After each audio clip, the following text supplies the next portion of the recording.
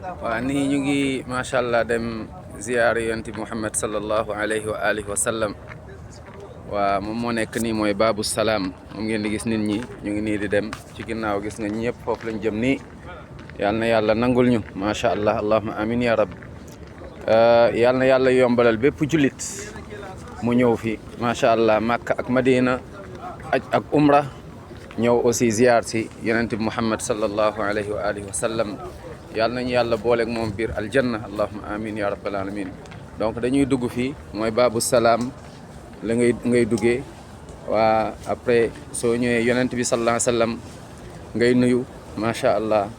après juste après Aboubacar Siddiq radiyallahu anhu ardaahu aussi nga nuyu ko macha allah ñaanal leen daal di nuyu aussi Omar ibnul Xattaab radiyallahu anhu ardaah moom la ñuy def ni incha allah. donc moom moo nekk ni baabu salaam. yàlla na fi yàlla andi bépp jullit yàlla yërëm ñu jégal ñu nag amin ya